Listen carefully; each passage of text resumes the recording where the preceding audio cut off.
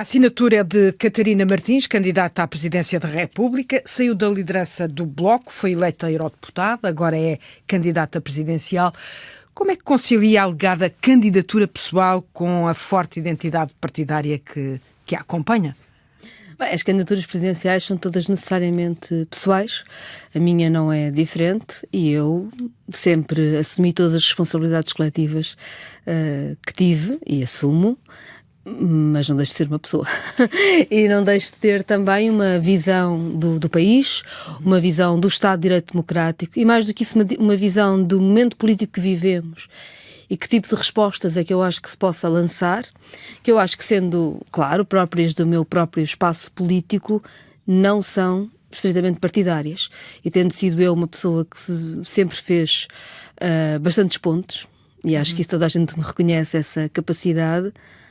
Também acho que o caminho de uma campanha presidencial, como a responsabilidade de uma Presidente da República, é fazer essas pontes e, portanto, as fronteiras partidárias aqui não existem. Foi isso que faltou a Mariana Mortágua na liderança do Bloco, fazer pontes? Eu acho que vivemos tempos muito complexos e há um enorme ataque à esquerda. Acho também que a esquerda tem que se repensar, tem de pensar novas formas de dialogar com o país, de ouvir o país. Isso é verdade em Portugal e é verdade noutros países.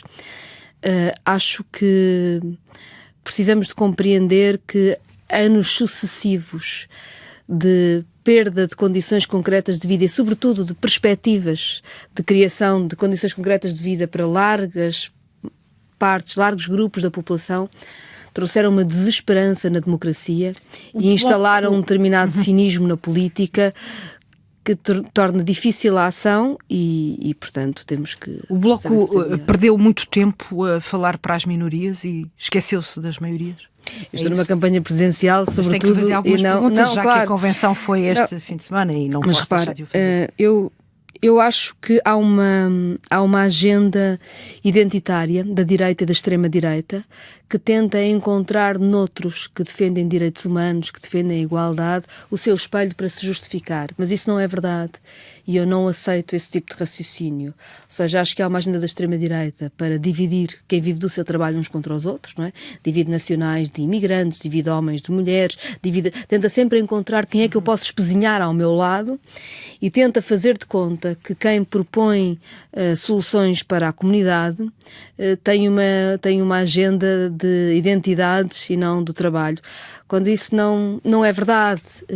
Agora, significa que temos de saber falar de outra forma das lutas que são lutas de sempre. Significa que esta convenção pode ter sido um sinal de renascimento ou é um arrepiar de caminho? Pergunto-lhe de outro modo. É preciso uma refundação do Bloco de Esquerda quando diz que tem que repensar? Eu confesso que não... Foi líder do Bloco durante muito tempo.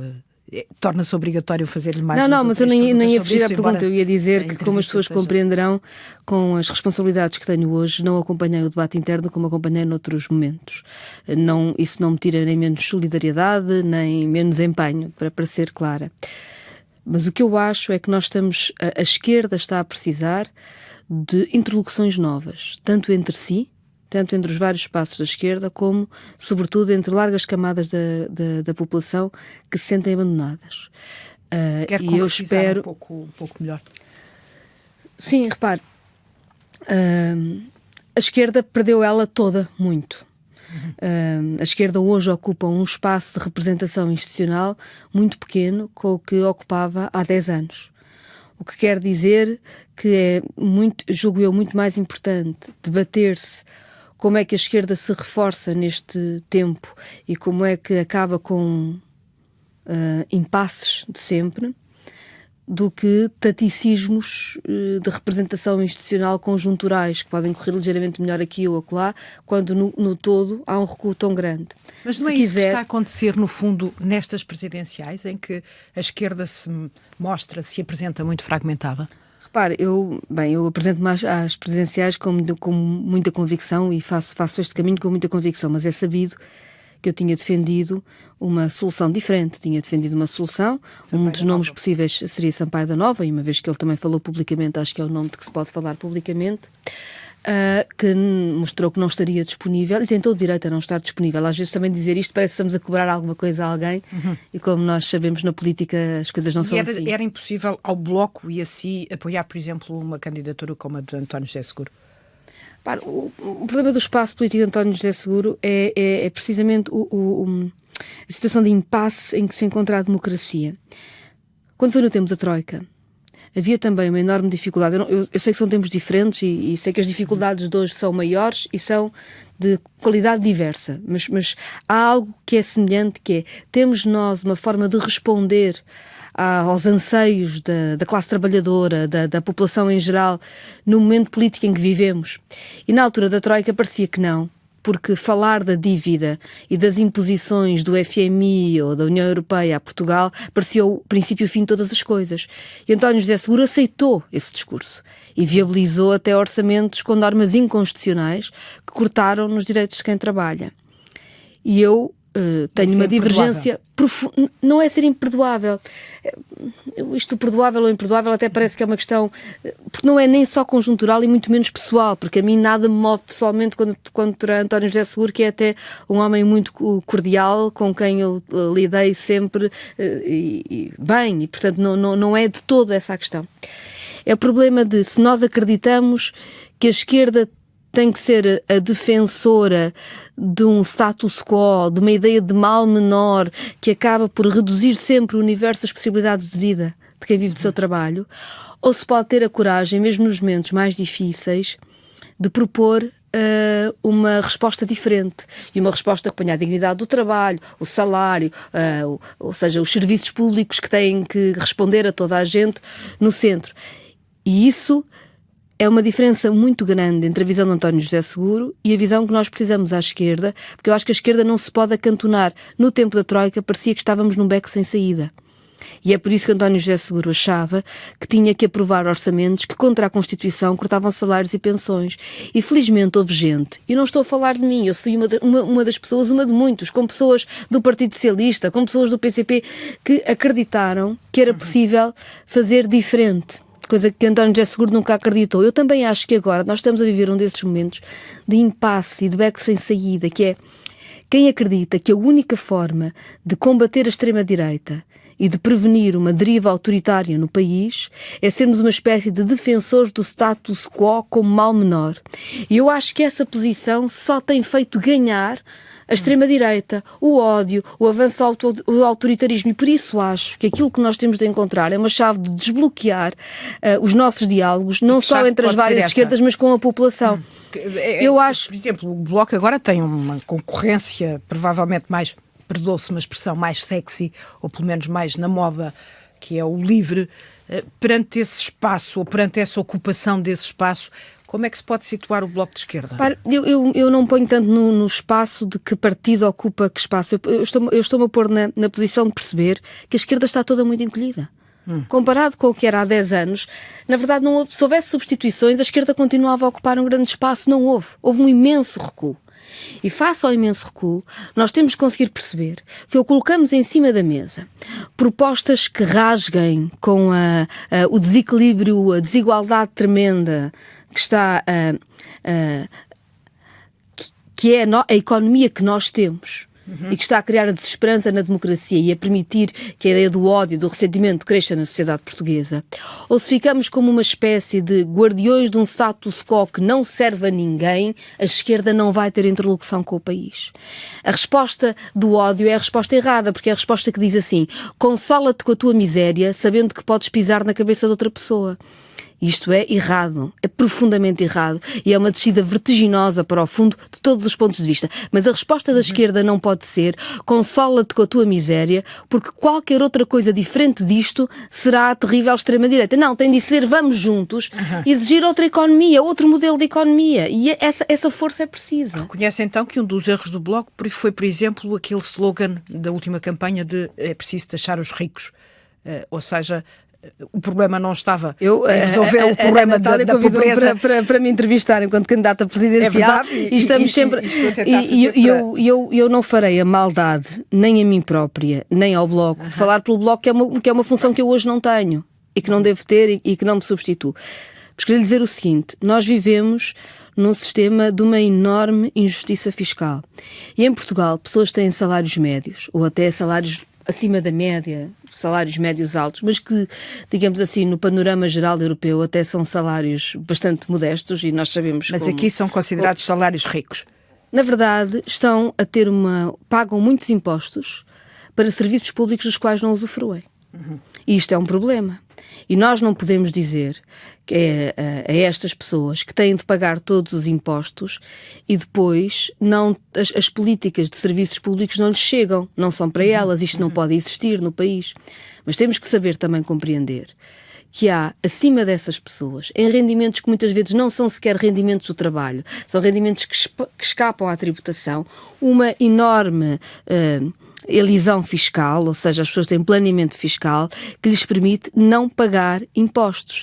E nós temos muitas fortunas que não pagam impostos e que fazem pesar muito sobre quem vive do seu trabalho e até tem salários mais altos, um esforço pelo país que é desproporcionado porque não pagam a sua parte. E mais, temos até mecanismos que são mecanismos que nem exigem planeamento fiscal, porque eu acho que há no nosso país perversidades enormes. Quando nós, por exemplo, aceitamos que uma pessoa que vem de outro país europeu, por exemplo, imaginemos uma pessoa que vem de França, e eu, como sabe, acho que o nosso país acolhe gente de todo lado, não é esse o meu problema, mas que vem com uma pensão a um salário muito alto e tem direito a pagar menos impostos do que paga quem trabalha em Portugal e ganha o mesmo, porque há um regime especial para os não-residentes, nós estamos a dizer que há pessoas que estão a pagar menos 5 milhões de euros de impostos por ano do que pagariam se fossem um nacional nas mesmas circunstâncias. Isto é insuportável. E eu acho que nós temos de falar de justiça fiscal, sim, mas se calhar temos que também explicar qual é a justiça fiscal de que estamos a falar, num país em que, infelizmente, como a generalidade dos salários são muito baixos, como temos pensões que são pensões de pobreza em Portugal, pessoas que vivem do seu trabalho e que têm um pouco mais de conforto, às vezes acham que se está a falar com elas quando se diz que têm que pagar mais impostos e deixamos de olhar para quem está lá mesmo em cima e esses sim nem sequer têm dinheiro em Portugal e não pagam cá os impostos devidos. Se olharmos para trás, havia um candidato sem partido que parecia ter o caminho aberto para Belém. Hoje, e só a olhar para o sistema partidário no Parlamento, só mesmo o PAN e o Juntos pelo Povo não apresentam, no fundo, uma candidatura presidencial. É uma resposta dos partidos a alguém que se apresentava vindo de fora do sistema? Repare, não creio que haja nenhum candidato às presidenciais que venha de fora do sistema, seja isso o que for. Nem mesmo Gouveia e Mel? Repare, é um militar de carreira, que aliás chegou... Eu quando falo do sistema partidário, neste sentido... Mas é que o sistema partidário... Os partidos não representam todos o mesmo sistema. O sistema é sobretudo o sistema económico, não é? Eu há uns tempos reuni com uma pessoa muito interessante da Colômbia, da defesa do ambiente, tenho trabalhado nessa área, que me dizia a certa altura: nós temos um governo muito bom, o problema é que o governo manda pouco. E eu acho que nós precisamos de perceber que isso não é só na América Latina que existe. Na Europa também. O sistema, na verdade, é o sistema económico.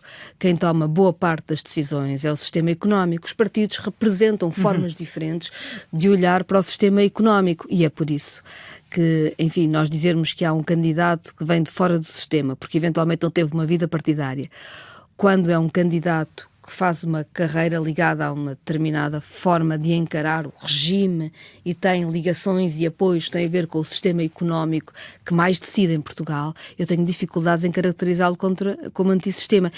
Mas também não estou a dizer isto para de alguma forma ofender ou descartar, não. Digo é que às vezes se tenta-se criar abstrações do que é antissistema que não correspondem à verdade e à verdade do equilíbrio de poderes. Houve ou não uma resposta partidária, já que quase todos os partidos sentiram necessidade de ter o seu espaço nestas presidenciais. Quer dizer, acho que nunca se tinha visto, aliás. Eu não sei se isso é verdade ou não.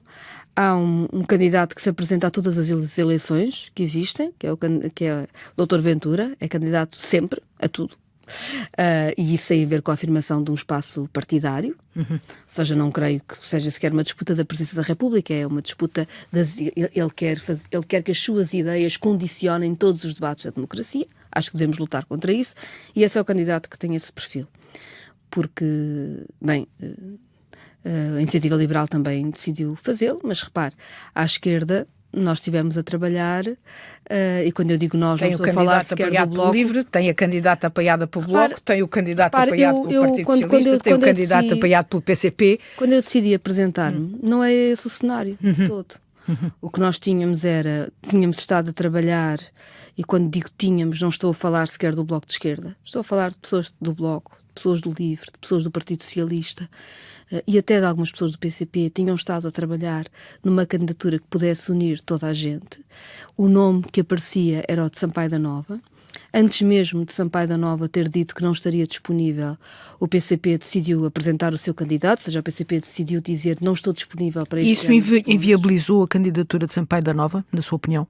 Ou pelo menos a decisão dele não avançar? Não sei e não falarei sobre isso porque acho que não devo, e não sei mesmo, ou seja, não é nenhum tipo de reserva estranha, não sei mesmo.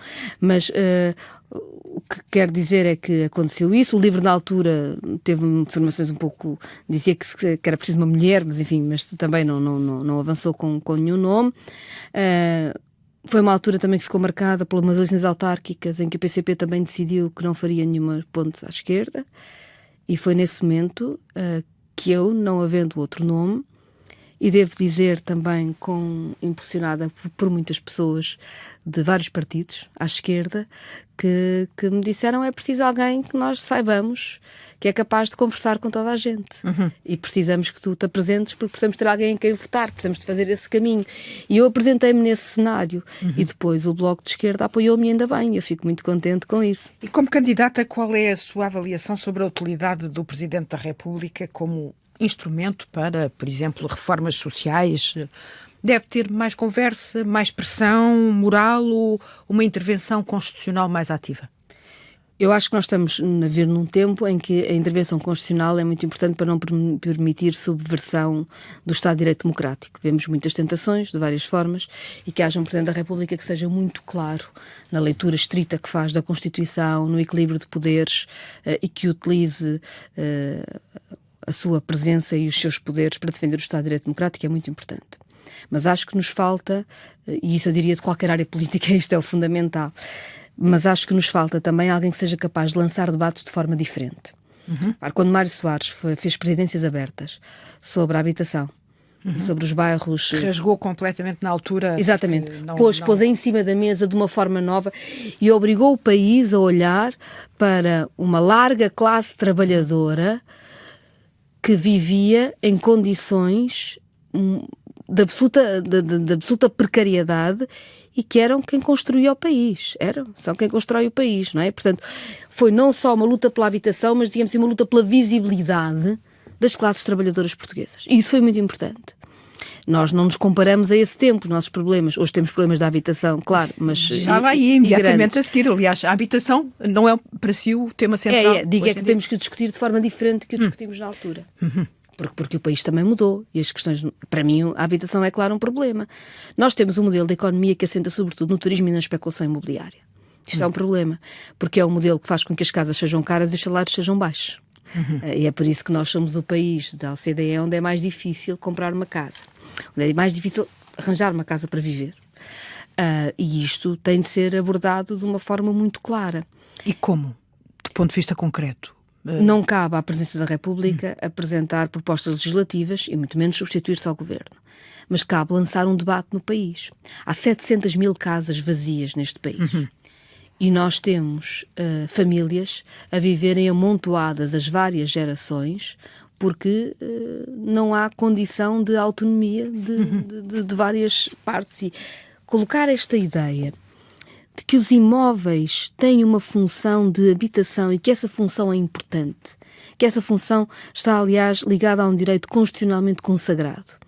A ideia de que quem trabalha a tempo inteiro, temos de ter um país em que quem trabalha a tempo inteiro e ganha o seu salário tem de conseguir um espaço digno para viver. Esse debate tem que ser colocado de novas formas em cima da mesa. Quando fala em novas formas, está a pensar em quê, exatamente? Estou a pensar na identificação da quantidade de casas que nós temos vazias, e da identificação também que temos da direção do mercado de construção e do mercado, não só de construção, mas do mercado que faz a reabilitação, digamos assim, dos imóveis, que está absolutamente direcionado para o luxo que depois fica vazio, todo o ano ou a maior parte do ano, ou para o turismo e só para o turismo. Todos os setores da economia têm que ter peso e medida, conta peso e medida.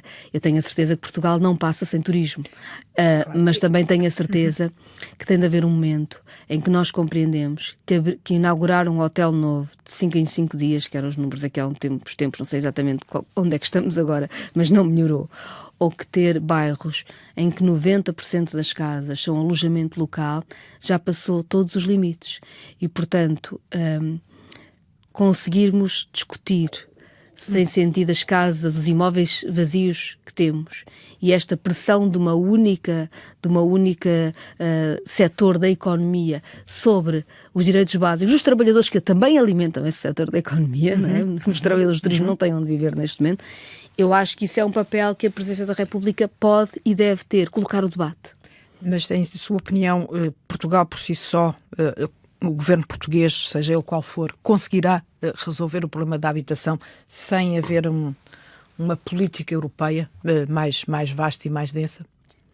Eu acho que nós, a nível europeu, temos que mudar, até porque a crise da habitação é uma crise que não é só nacional, é uma crise europeia, é uma crise internacional e tem muito a ver até com a forma como se lidou com os mercados financeiros, com a crise bancária e com o facto dos imóveis passarem a ser ativos financeiros em vez de casas para viver. E esse é um debate europeu, também é nacional, mas também é europeu. Mas repare, Portugal é o país onde é mais difícil, o que quer dizer que se nós temos uma realidade nacional particular, também temos de ter um esforço nacional particular. E nós temos alguns mecanismos que não há noutros países. O regime de residentes não habituais, que é um regime fiscal benéfico que eu falava há pouco, é um regime que, aliás, outros países europeus já atacaram Portugal por ter, e não devia existir. Os vistos gold são considerados também um problema e, aliás, por várias instituições europeias e que só cabia a Portugal acabar com esse sistema. Ou, por exemplo, medidas como o Orçamento do Estado, que foi agora aprovado, em que imóveis do Estado, com uma enorme capacidade de serem não só habitação, mas também residência de estudantes em zonas de grande pressão imobiliária, são vendidos para que os privados possam fazer o que quiserem, até mais hotéis, em vez do Estado usar os seus próprios imóveis para responder a uma das maiores urgências que o país tem, que é a habitação. Eu, Presidente da República, vou querer fazer visitas a imóveis do Estado. O Governo é capaz de lhe responder que não é uma empresa de construção civil? O Governo também não é um hospital. E tem que responder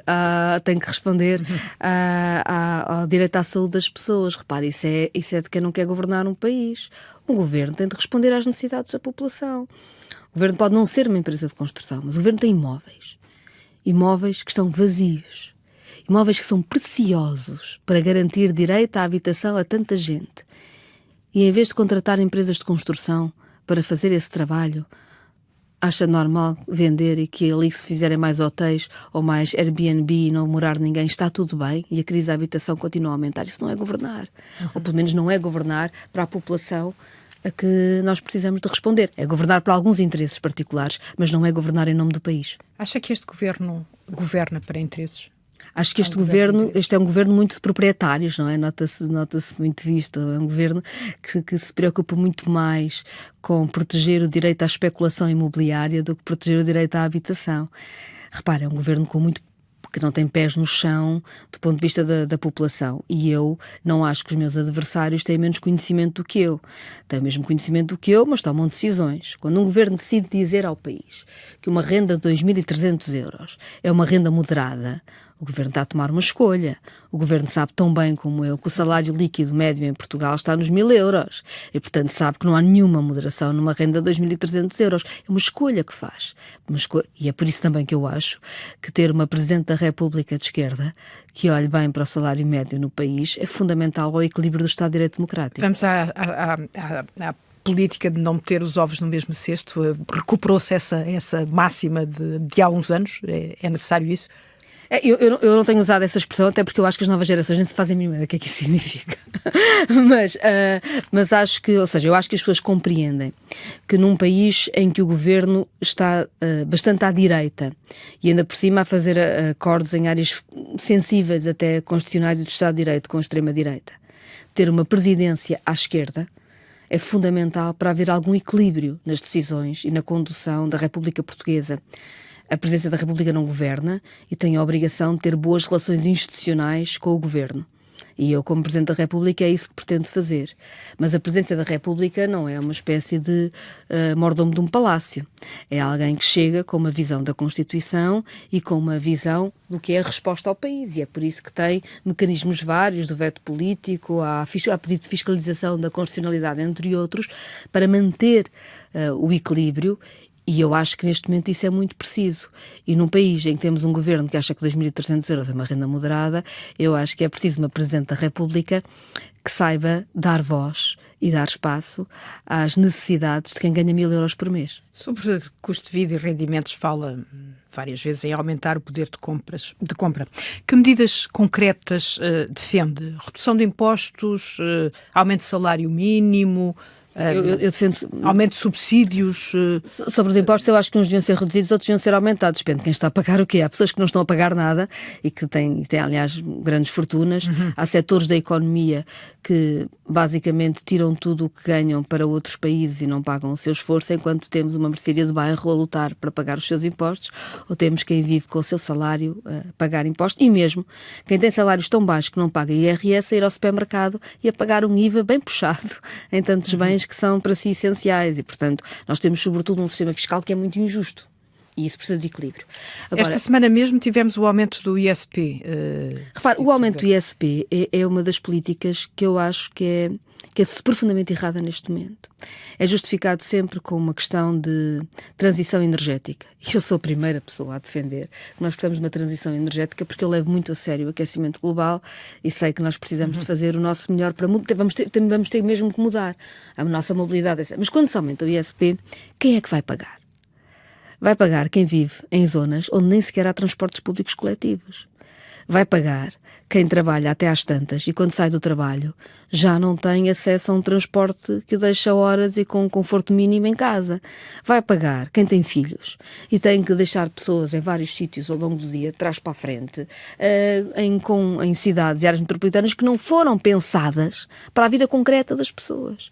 E por isso, eu que sou uma enorme adepta de desencorajar o uso do carro e da rodovia e usarmos transportes públicos coletivos e termos muito mais comboio, sei que é de um absoluto cinismo dizermos a pessoas que precisam absolutamente do carro para a sua vida que elas vão pagar mais ISP. Isso não faz nada pelo ambiente e o que faz é criar mais injustiça, mais desigualdade e mais. Cria até uma má vontade da população em geral para com uma necessidade absoluta do nosso planeta e da nossa economia, que é fazer a transição. Nós precisamos que as pessoas queiram fazer a transição e que não achem que a transição é só pagarem mais impostos. Mas enquanto a política for verdadeiramente isso, não estamos lá. Agora, o que eu acho é o seguinte, perguntava-me há pouco sobre os salários e isto também está ligado com isto. Nós, para termos melhores salários, precisamos ter uma legislação de trabalho muito melhor e o que o Governo quer fazer piora, não melhora. Fazer-lhe a pergunta. Mas precisamos também de outro modelo de economia. Precisamos muito de outro modelo de economia. Que modelo? Nós precisamos de um modelo de economia que aposte muito na investigação. Repare, nós temos universidades públicas e investigação muito boa em Portugal. Temos reconhecido internacionalmente. Temos muito, mas depois temos um tecido de empresas e um tecido empresarial que, salvo raras exceções e honrosas exceções, não digo que elas não existam, mas, digamos assim, na massa do emprego e na massa da economia, não se utiliza isso. Acaba muito por estarmos com os serviços, não é? Temos o turismo, temos o imobiliário, temos a grande distribuição e quando vemos o emprego que nós produzimos não está nesses setores.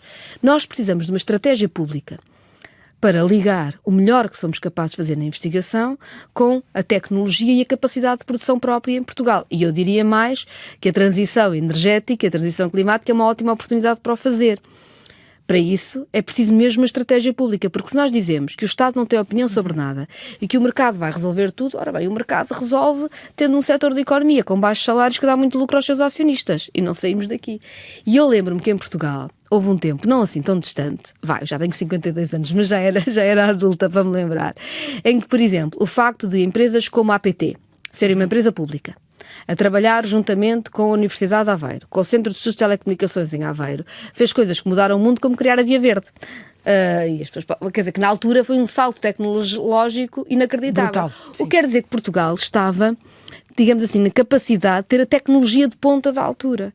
Eu acho, por exemplo, que hoje nós tínhamos toda a capacidade de estarmos a fazer uma transição energética justa, com um enorme investimento que ligava muitas áreas, se conseguíssemos fazer uma coisa tão simples, tão fundamental, que um país que tem os dias de sol que Portugal tem devia estar a fazer, como ter produção de energia solar descentralizada, não os enormes campos de fotovoltaicas que estão a matar campos agrícolas em Portugal. Isso é uma estupidez, porque uma transição climática justa precisa tanto ter uma energia que é alternativa ao petróleo, como precisa ter terras boas para produzir alimentos, para ter soberania alimentar. Qual é a alternativa? Onde é que iria colocar esses painéis?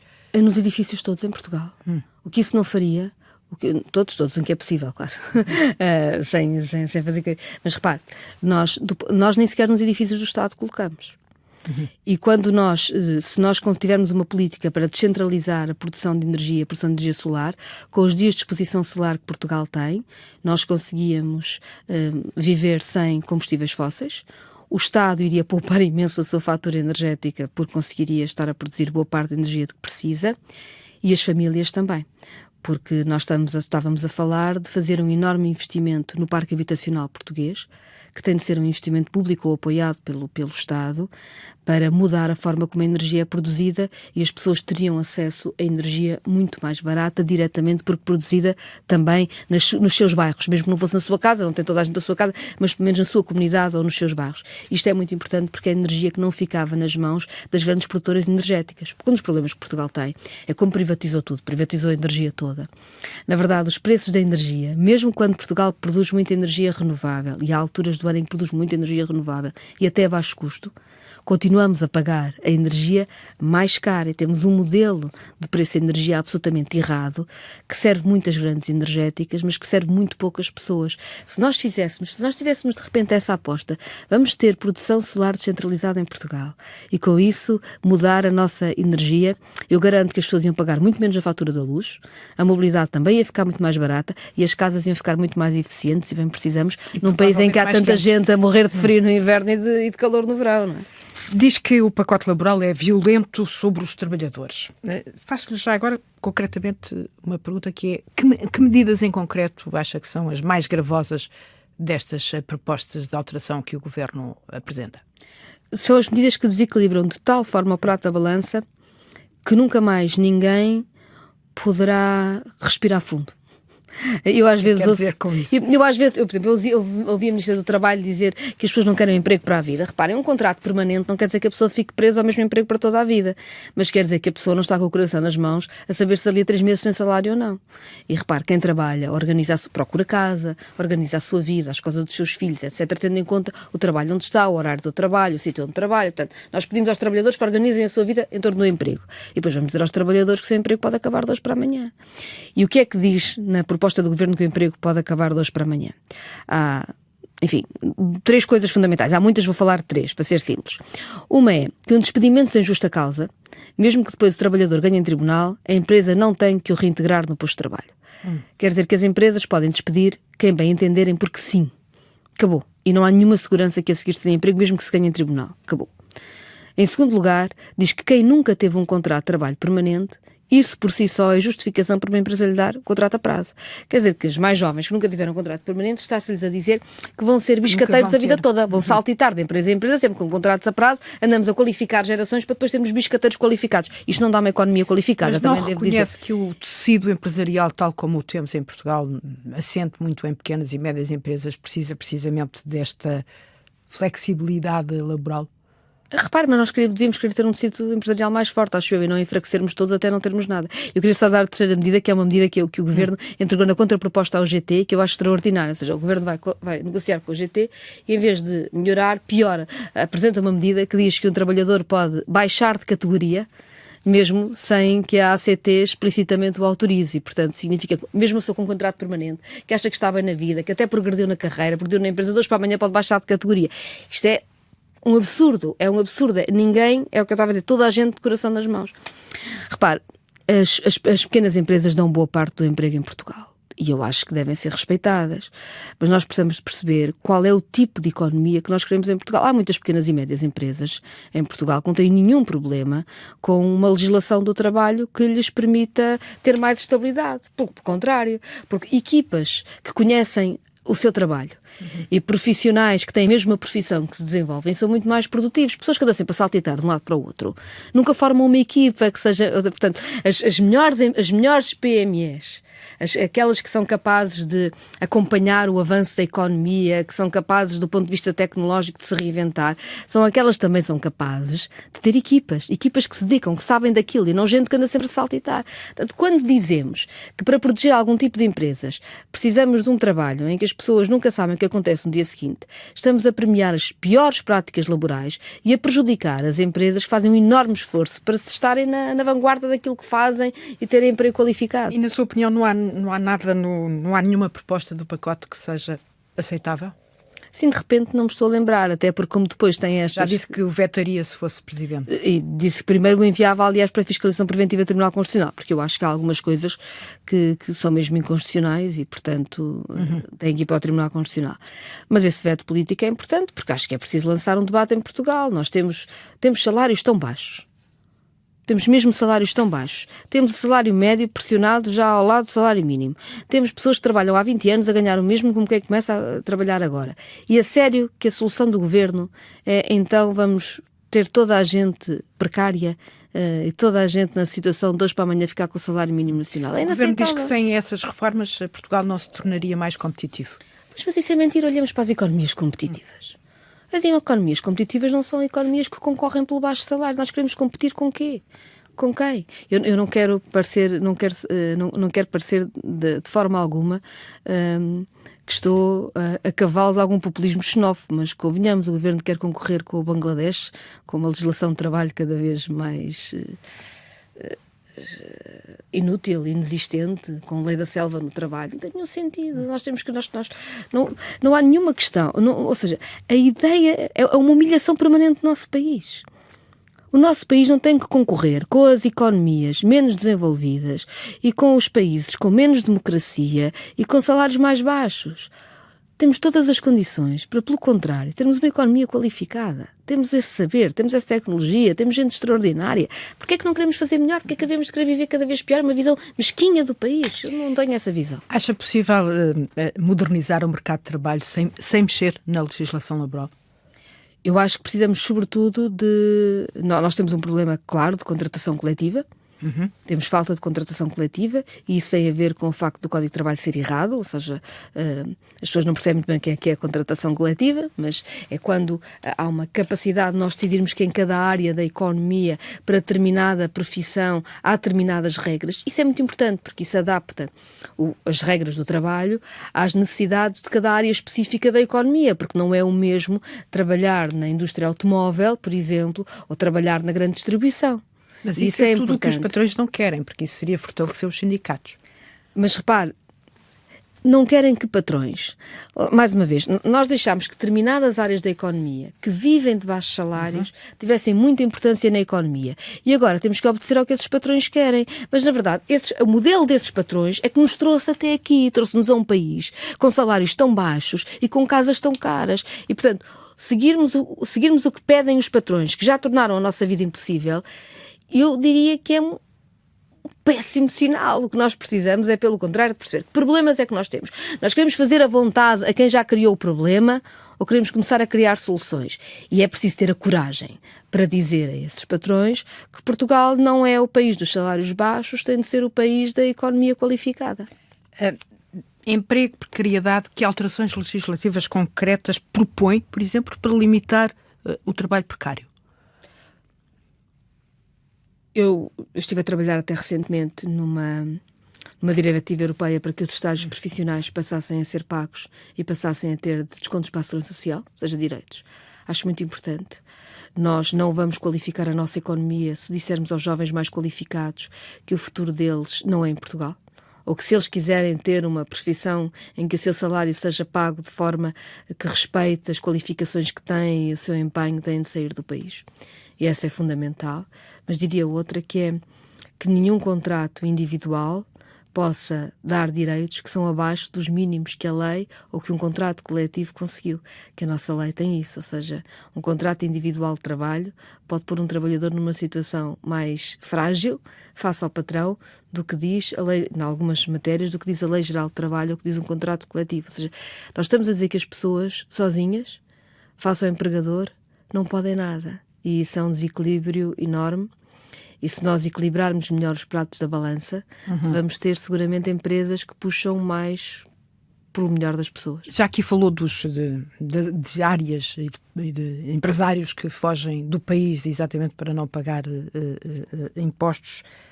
De que forma é que é possível evitar a fuga de capitais e garantir que de facto há uma eficácia eu acho que impedimento? Há regras sobre distribuição de dividendos que são importantes, principalmente num país em que vendeu quase tudo. Ou seja, nós vendemos a energia, nós vendemos os correios, nós vendemos... Ou seja, há poucos países que tenham privatizado Defende tanto como a reversão Portugal. desses? Eu acho que seria bom que Portugal tivesse poder sobre o setor estratégico. Por exemplo, imagina, nós tivemos um apagão. E o nosso país não tem a mínima soberania sobre o seu sistema elétrico. Sou só eu que fico preocupada com isto. Ou seja, nem é só a distribuição depois nas casas, digamos assim, em que há várias empresas, é mesmo a estrutura, o coração da estrutura, a REN, até isso é privado. Não é esta uma questão de soberania? As comunicações, por exemplo, há poucos países no mundo que não têm comunicações nenhumas que sejam públicas. Nós privatizámos tudo. Nós privatizámos as telecomunicações, mas também privatizámos os correios, privatizámos tudo. A capacidade de um país comunicar não é fundamental à sua soberania? Hoje, quando se discute tantas questões da segurança, da defesa, reparem, a maior parte das vezes fala-se de ataques híbridos e bem. E, na verdade, o que está no centro, muitas vezes, é qual é o coração de um país se defender e de um país ter soberania. E aí, muito mais do que estarmos a discutir soldados, muitas vezes, estamos a discutir a energia. Estamos a discutir as comunicações. Portugal ter privatizado tudo, como muito poucos países no mundo fizeram, e na Europa muito poucos, não é? Ou seja, nós somos um país, desse ponto de vista, que é, digamos assim, um mau exemplo na Europa, fragilizou-nos muito. Fragilizou-nos mesmo muito. E acho que temos que discutir se achamos ou não normal que não possamos fazer nada sobre setores estratégicos de soberania, que também são setores estratégicos para uma economia mais qualificada. E se o Estado tivesse uma palavra a dizer nesses setores, seguramente podia fazer muito mais pela sua economia. No debate sobre a corrupção tem criticado a impunidade. Que ações presidenciais propõe para fortalecer o combate à corrupção, sem com isso, claro, invadir a independência judicial? Eu acho que Portugal tem mecanismos legais e práticas erradas. São duas coisas diferentes. Nós temos mecanismos legais que são errados e às vezes temos práticas que eu também acho que têm de ser debatidas. Quer ser mais concreto? Sim. Mecanismos legais errados, como por exemplo os vistos gold. Os vistos gold fazem, uma vez dizia-me uma jornalista russa com razão, quer dizer, com os vistos gold, Portugal está a importar corruptos de vários sítios do mundo para o seu país. Porque eles vão para Portugal, compram o visto gold, custa €500 mil e depois lavam o seu dinheiro da corrupção, mas para além de meterem o seu dinheiro da corrupção em Portugal, também levam as suas práticas. E nós precisamos de compreender a vulnerabilidade do nosso regime quando nós aceitamos que assim seja. Aliás, não é por acaso que desde a invasão da Ucrânia o investimento russo em Portugal aumentou 49%. E o problema não é só a Rússia. Há várias oligarquias a usarem Portugal para lavar o seu dinheiro. Portanto, isto é um mecanismo legal absolutamente errado e que devia acabar imediatamente. Mas há depois também práticas erradas do ponto de vista da justiça. Eu sou muito crítica dos megaprocessos. Nos megaprocessos ou seja, vai-se a tudo ao mesmo tempo.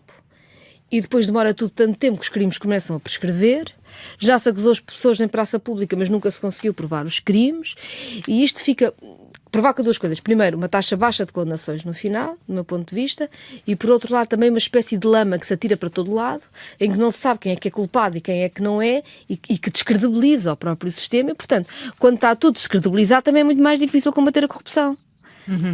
E eu acho que nós temos uma justiça que se concentrava mais em cada processo conseguir uma condenação, em vez de fazer sempre megas processos, como em outros países, aliás, nós vimos noutros países, na crise financeira noutros países, já há uma série de responsáveis da crise financeira que já foram condenados. Não foram condenados por todos os crimes ao mesmo tempo. Às vezes foram condenados até por um que era mais simples e depois vieram os outros a seguir. Em Portugal fica-se à espera de ter tudo e acabamos por não ter nada, ter lama durante imenso tempo, mas termos relativamente poucas condenações. Um nome que ficou ligado a megaprocessos foi precisamente o juiz Carlos Alexandre, que o Governo acaba de nomear para uma recém-criada comissão de combate à fraude no Serviço Nacional de Saúde. Qual é a sua opinião sobre esta? Em primeiro lugar, é preciso dizer que não há só uma pessoa responsável por megaprocessos. Mas é um nome que ficou ligado. Foi sim, mas para dizer que acho que os megaprocessos merecem um debate muito maior do que um nome e merecem um debate que é um debate da própria justiça. E eu acho que, eventualmente, a justiça em Portugal também quererá fazer esse debate. Acho que é importante que o queira fazer. E acho que é muito mais importante do que o faça do que as tentações de controle político sobre a justiça, que eu sou absolutamente contra. E, portanto, prefiro que o debate seja feito com o campo da justiça e o Presidente da República pode abrir portas a que esse debate seja feito, não o deve tentar condicionar. Mas, em relação Concorda com o seu adversário que o Presidente da República pode patrocinar um acordo de regime sobre a justiça? Eu sempre que eu sou acordo de regime ou reforma estrutural, fujo. Porque ninguém sabe o que é que isso quer dizer. É a melhor maneira de não se ter opinião sobre nada. Repare, se eu em vez de... Seguramente eu ganharia muito mais simpatia no Ministério Público se em vez de atacar os megaprocessos dissesse só que precisava de um pacto de regime. Mas isso significava que eu não tinha dito absolutamente nada sobre o que é que eu penso. E isso também eu acho que é grave na democracia. Achar que, e, portanto, às vezes... Que diga o que pensa, eu prefiro... nomeadamente estávamos a falar nesta comissão. Repare, na saúde já há mecanismos de combate à fraude. Se eles não estão a funcionar, é preciso perceber porquê e pô-los a funcionar. Criar mais uma estrutura parece-me contraproducente. Não é? Ou seja, quantas estruturas é que nós precisamos para a mesma coisa? Precisamos é que as estruturas funcionem. Mas o que é que tem falhado? Ou seja, nomeadamente nestas notícias que vimos recentemente de fraudes na saúde, são coisas que vêm de há alguns anos. Claro, ou seja, ninguém mas queria dizer duas coisas sobre isso. Há fraudes na saúde, sim. Mas as fraudes da saúde não são assim tão generalizadas, que também há uma suspeição sobre todos os profissionais do SNS, que é inaceitável, que não tem nenhum sentido, e também não é aí que está o pusílis da questão dos problemas que o SNS tem tido. Dito isto, as fraudes na saúde devem ser combatidas. Porquê é que eu acho que há uma permeabilidade à fraude? Porque há sistemas de incentivos errados. Porque em vez de se ter investido em ter equipas fortes, com capacidade de dedicação ao Serviço Nacional de Saúde, com carreiras, salários como deve ser, foram-se criando uma série de incentivos ao lado, de contratações ao lado, de contratações com privados, contratações com profissionais que não passavam pelos mecanismos normais, ou seja, uma série de remendos que tornaram o sistema uma confusão. E os sistemas têm muitos remendos e são pouco transparentes, são sempre muito permeáveis à fraude. E isso deve acabar. Mas aí é preciso uma decisão política clara, ter um Serviço Nacional de Saúde com equipas, com carreiras dedicadas ao Serviço Nacional de Saúde, claras, com capacidade. E se há problemas de fraude, é preciso resolvê-los e é preciso perceber, então, porque é que os mecanismos que existem não funcionam. Se o Governo tivesse dito, este mecanismo não está a funcionar, nós vamos mudá-lo, eu percebia. O anúncio do Governo, assim, parece ser só criar um caso para se discutir tudo, menos o facto do Governo estar a falhar redondamente na saúde. Estávamos a falar de justiça e ainda me queria situar um pouco mais. O Presidente da República é quem nomeia o Procurador-Geral da República. Deve o Presidente pedir mais explicações ao Procurador, ou seja, deve fiscalizar, entre aspas, a atividade do Procurador de uma forma mais intensa? Eu acho que quando nós temos notícias que apontam para, digamos assim, sinais preocupantes do funcionamento do Estado de Direito Democrático, é normal que o Presidente da República fale com o Procurador-Geral da República. Isso não é uma interferência, isso é o uso, eu diria mais, é o seu dever de manter o Estado de Direito Democrático. Por exemplo, quando há as escutas a um Primeiro-Ministro, que durante 2 anos, por causa de uma falha técnica, não vão ao juiz do Supremo Tribunal de Justiça como precisavam de ir, eu acho que isto é um problema. Porque se me disserem que há uma falha técnica num processo imediatamente e logo corrigido, eu diria, bem, é verdade, há pouca gente e nós temos que dar mais meios à justiça, e é muito justo que tínhamos que dar. Mas nós não podemos deixar processos arrastarem-se durante 2 anos e depois ficarmos a saber isto. Ainda por cima em processos que arrastam durante 2 anos. Isto também é complicado. E eu não digo isto por estar em causa um primeiro-ministro. Eu digo isto porque isto é um sintoma para qualquer cidadão. Se até um primeiro-ministro pode uma coisa destas acontecer com escutas, imaginemos o que não pode acontecer a qualquer cidadão anónimo. E isso é muito preocupante sobre as garantias que o Estado de Direito Democrático nos deve a cada um de nós. Um Presidente da República deve demitir imediatamente um ministro investigado ou esperar por uma acusação formal? Eu, quando digo demitir, é pedir a demissão, obviamente, porque o Presidente não demite. Os processos não são todos da mesma natureza. E aí estamos a falar de uma avaliação política. Ou seja, eu diria que as pessoas, pelo simples facto de terem um processo, enfim, toda a gente é inocente até prova em contrário, e mau era que a Justiça decidisse que ministros ficam e que ministros saem. Ou seja, isso não cumpria a separação de poderes. E não se deve nunca abrir a porta a essa confusão. Mas pode haver uma altura em que um processo seja de tal forma um impedimento a que o ministro possa tutelar determinada área com credibilidade em que isso tenha de acontecer. E por isso eu diria, é desejável que não, mas quem disser que nunca acontecerá também pode não estar a perceber todas as implicações que defenderia isso publicamente? Eu espero que não. Como digo, eu acho que não é a Justiça que decide que ministros ficam, ministros saem e toda a gente é inocente até prova em contrário. Mas é verdade que se uma investigação puser em causa a capacidade política de um ministro para agir nessa área, ele deve ser, aliás, o primeiro a querer afastar-se, porque torna a governação impossível. Se um governante, primeiro-ministro ou outro titular de órgão político for constituído arguido, na sua opinião deve ser demitido, demitir-se? Repare, isso é tão vago, não é? Pode ser sobre matérias tão diferentes. Enfim... Vamos a um caso concreto. Luís Montenegro, se for constituído arguido no âmbito de investigações da Spin Viva, na sua opinião, o Presidente da República deve pedir a demissão do Primeiro-Ministro ou não? Nós aí estamos com o problema de saber se o Primeiro-Ministro tem capacidade de interlocução com o país para ser Primeiro-Ministro numa situação dessas. E aí era a avaliação política que eu dizia, que não é uma avaliação sobre a justiça, que tem outro caminho, é uma avaliação política. Eu acho difícil que tenha condições políticas num cenário desses, mas tudo dependeria do processo em concreto. Repare, enfim, eu tive um processo contra mim porque chamei racistas a André Ventura e aos deputados do Chega. Repare, eu acho que se o Primeiro-Ministro chamar racista a André Ventura lhe puser um processo, e mesmo que ele seja constituído arguido, continua a ter todas as condições para exercer o seu mandato. Na sua opinião, Portugal tem leis suficientes contra conflito de interesses, sim ou não? Não. Não tem... sobretudo pelas áreas de sombra que ficam sobre o conflito. Ou seja, nós fomos acrescentando muitas regras a quem é titular de cargos públicos, nomeadamente, por exemplo, não poder ir trabalhar para a área que tutelou, a menos que seja voltar para o emprego que já tinha. Claro, voltar para o emprego que já tinha toda a gente pode, mas uma pessoa não pode de repente criar uma vida profissional nova porque tutelou uma determinada área, não é? Isso é um conflito de interesses óbvio, aumentámos os anos, fizemos isso, mas há ainda uma série de áreas que não são claras, de áreas cinzentas, e sobretudo uma grande falta de capacidade de fiscalização que colocam os conflitos de interesses como possíveis, infelizmente. Estamos a entrar na reta final da entrevista. Vou apelar ao seu poder de síntese. Perguntas mais curtas e respostas mais curtas lhe peço também. Os atuais poderes presidenciais são suficientes, aceitáveis? Ou... São, claro que sim. E acho até bizarro quem se candidata à presidência da República queira discutir os poderes. Não cabe sequer à presidência da República decidir quais são. O tema da revisão constitucional tem sido discutido nesta pré-campanha. Acha que há esse risco na atual legislatura? Eu ouvi quem quisesse à direita fazer uma revisão constitucional e, portanto, eu percebo o alarme que isso possa criar. Se há condições para uma revisão da Constituição nos seus limites materiais, não existe. Defesa e NATO. Que papel assume um Presidente da República que é contra a NATO? É o seu caso. Em primeiro lugar, o Presidente da República não decide, mas eu lembro que a Constituição da República Portuguesa defende a dissolução de todos os blocos militares e, portanto, eu acho que todos os Presidentes da República pensem o que pensem antes de serem empossados. A partir do momento em que são Presidentes da República e que juram cumprir a Constituição, naturalmente defendem a dissolução de todos os blocos políticos militares como a Constituição determina.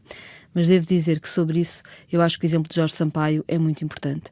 Quando Durão Barroso tentou levar os soldados portugueses para uma guerra baseada em mentiras no Iraque, Jorge Sampaio não deixou e fez muito bem. Como concilia a segurança coletiva com críticas a gastos militares excessivos? Mas é bom criticarmos, repare, o que é que nós ganhamos com o facto de termos comprado submarinos, 2 submarinos, pelo preço em que eu julgo que estava pensados comprar 3, portanto ficámos mais inseguros, num processo que teve condenados por corrupção na Alemanha, embora em Portugal nunca se tenha conseguido chegar a condenar alguém. Mas se nós agora não pudermos ter transparência e debater todas as decisões, não somos uma democracia. Sobre debates, a que erro considera ter cometido num debate recente e o que é que aprendeu com isso? Não sei se me está a perguntar por causa do debate. Não estou a perguntar concretamente em relação a um concreto, embora eu perceba que isso tenha vindo logo à memória. Eu fiz um debate que não teve nada a ver com presidenciais nem com poderes presidenciais. Está a falar do debate com André Ventura. Não foi escolha minha que o debate fosse assim, mas eu quero deixar bem claro que se há alguém que acha que pode ser o bully de serviço, não é comigo e não ao pé de mim. Acha que André Ventura é um bullying de político? É o típico, aliás, é o típico, parece, é o caso de escola, não é?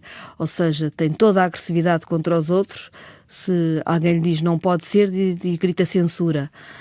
Se alguém lhe responde na mesma moeda, vitimiza-se e diz ai que me aleijou, quer dizer, convenhamos, é de recreio de escola e precisa ser posto no seu lugar. Valores pessoais, em que medida a sua visão pessoal influencia decisões públicas? Eu acredito firmemente na dignidade humana e na dignidade de todas as pessoas. E eu acho que isso marca a forma como eu leio a decisão política, mas devo dizer que isso também está no artigo 1º da Constituição da República Portuguesa. O que é que Portugal gasta hoje que, se a senhora pudesse, cortaria imediatamente e sem hesitar? Em helicópteros para apagar os fogos que não são sequer do Estado português, que chegam tarde, que ficam caríssimos, e se nós tivéssemos mais prevenção e se tivéssemos também mais meios próprios instalados sempre ao serviço do Estado português, não só poupávamos mais dinheiro, como tínhamos maior segurança. O Presidente Marcelo tomou mais boas decisões ou piores decisões? Eu acho que, em alguns momentos, foi muito importante a sua presença. Uma presença de empatia, de respeito pelas pessoas, de ter a coragem de ter com grupos mais vulneráveis, mesmo que não fosse popular. Isso foi importante. Mas a forma como nunca deixou de ser um comentador da vida político-partidária e a forma como utilizou também os seus poderes de dissolução da Assembleia da República, acho que foram nefastos. E um partido com o qual jamais faria um pacto político? Eu nunca faria um pacto político com um partido para quem a dignidade da pessoa humana não significa nada. Uma promessa eleitoral que nunca faria, mesmo que isso desse votos? Nunca faria uma promessa que atentasse contra a dignidade das pessoas. Qual foi a última posição pública de que se arrependeu?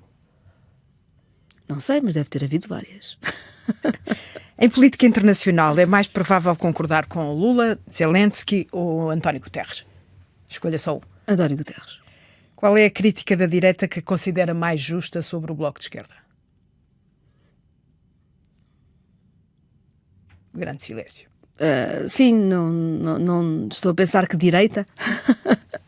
Estou a pensar que crítica, estou a pensar que se calhar também não segui o debate nesses termos nos últimos tempos com toda a atenção. Acho que a necessidade de diálogo com o país, já ouvi essa crítica bem feita e mal feita. Aceitaria nomes de cargos públicos propostos por partidos adversários se fossem tecnicamente competentes? Claro. No meio um setor onde a influência económica sobre a política é hoje excessiva. Imobiliário. Qual é a regra ética que acredita que todos os cargos políticos deviam ser legalmente obrigados a cumprir?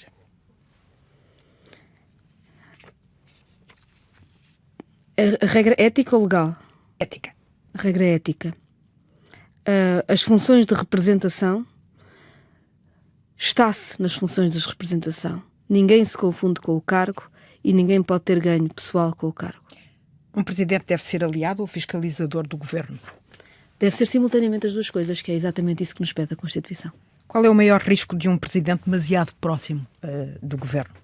De não ter a frieza de ver a deriva autoritária que este governo está a fazer em Portugal e que põe em causa o Estado de Direito Democrático. E qual é o maior risco de um presidente demasiado distante? Poderia ter o risco eventual de um conflito institucional permanente que não permitisse ao país funcionar. eu tenho para mim que tenho a capacidade de não o fazer. Dissolução da Assembleia da República é a última escolha ou pode ser uma opção realista? É uma opção realista em última escolha, ou seja, não, o que eu acho é que a dissolução se tornou banal e passou a ser utilizada como um mecanismo de taticismo eleitoral que descredibilizou muitas instituições e a democracia em Portugal. No caso de um governo minoritário, a sua presidência seria mais tolerante com a instabilidade ou defenderia acordos firmes para evitar eleições antecipadas? Depende do que é que significa estabilidade. Eu acho que o país tem de saber o que é que conta. E para isso, ter acordos claros, não de, digamos assim, de taticismo parlamentar, mas sobre medidas, sobre direção do país, eu acho fundamental. Modestamente, acho que fiz isso entre 2015 e 2019, tenho alguma experiência em o conseguir. Como é que responderia a quem diz que, se for eleita, teremos Belém a puxar para a esquerda, independentemente da cor do governo? Eu diria que o equilíbrio é sempre bom. Um interesse pessoal, quando precisa de clareza e descanso durante a campanha, o que é que faz para se desligar? Vou nadar.